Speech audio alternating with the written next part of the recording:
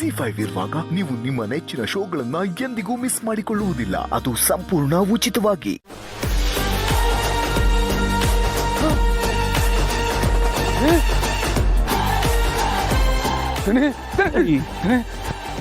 ನಾನು ನಿನ್ನನ್ನು ಬಿಡ್ತಾನೆ ಅಂತ ಜೈಲ್ ಹತ್ರ ಹೋಗಿದ್ರೆ ನೀನು ಆಲ್ರೆಡಿ ರಿಲೀಸ್ ಆಗಿ ರೋಡಲ್ಲಿ ಓಡಾಡ್ಕೊಂಡು ನಿಂತಿದ್ಯಾ.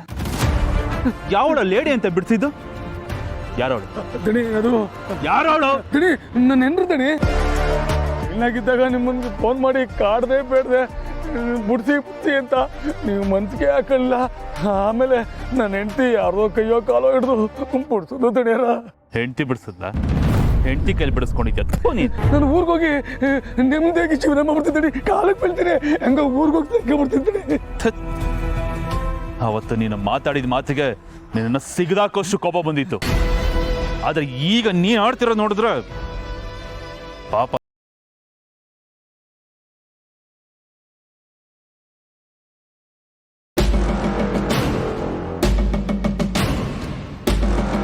ಒಂದು ಸ್ವಲ್ಪ ದಿನನಾದ್ರೂ ನೀನು ನನಗೆ ನಿಯತ್ತಾಗಿ ಕೆಲಸ ಮಾಡಿ.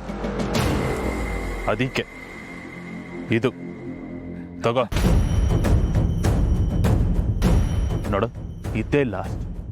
ಈ ದುಡ್ಡು ತಗೊಂಡು ಬಸ್ ಹಿಡ್ಕೊಂಡು ಸೀದಾ ಚಿಕ್ಕಮಂಗ್ಳೂರ್ಗೆ ಹೋಗಿ ಸೇರ್ಕೊಬೇಕು. ಇನ್ ಯಾವತ್ತೂ ಈ ಕಡೆ ತಲೆ ಹಾಕೊಂಡು ಮಲಗಬಾರ್ದು. ನನ್ನ ಹತ್ರ ಇನ್ನೊಂದು ಸಲ ಏನಾದ್ರು ಬಾಲ ಬಿಚ್ಚೋದಕ್ಕೆ ನೋಡಿದ್ರೆ ಕಟ್ಟು ಮಾಡ್ಬಿಡ್ತೀನಿ. ಹಂಗೆ ಬರ್ತೀನಿ. ಕೆಂಚ, ನಾನು ನಿನಗೆ ಕಾಲ್ ಮಾಡಿದಾಗ ಫೋನು ಸ್ವಿಚ್ ಆಫ್ ಅಂತ ಬರ್ತಾ ಇತ್ತು. ಅಂದಮೇಲೆ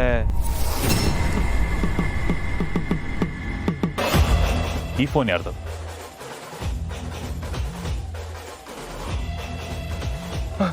ದಣಿ, ಅದು ನನ್ನ ಜೈಲ್ನಾಗಿದ್ದಾಗ ಪೊಲೀಸ್ ತಾವು ಇಸ್ಕೊಂಡು ಫೋನ್ ಮಾಡ್ತಿದ್ದೆ. ಇದು ನಾನು ಹೊಸ ನಂಬರ್ ತಗೊಂಡಿವ್ನಿ. ಹ್ಞೂ ದಣಿ, ಹೊಸ ಸಿಮ್ ಹಾಕೊಂಡಿವ್ನಿ. ಹೊಸ ನಂಬರ್?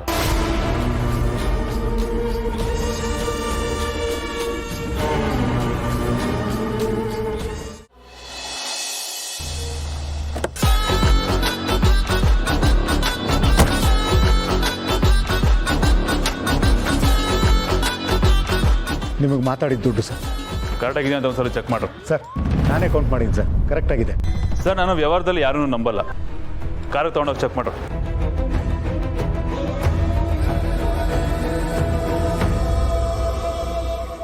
ನೋಡಿ, ಯಾರೊಬ್ರಿಗೂ ಒಂದು ಚಿಕ್ಕ ಕ್ಲೂನು ಸಿಗಬಾರ್ದು.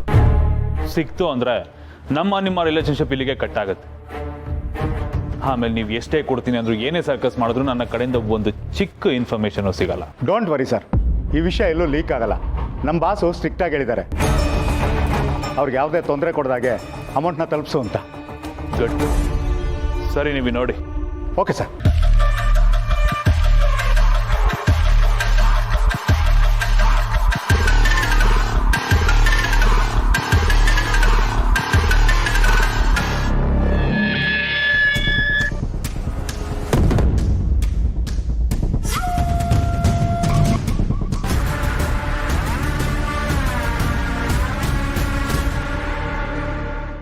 ZEE5 ಆಪ್ ಡೌನ್ಲೋಡ್ ಮಾಡಿ ಎಲ್ಲಾ ಸಂಚಿಕೆಗಳನ್ನು ಸಂಪೂರ್ಣ ಉಚಿತವಾಗಿ ನೋಡಿ.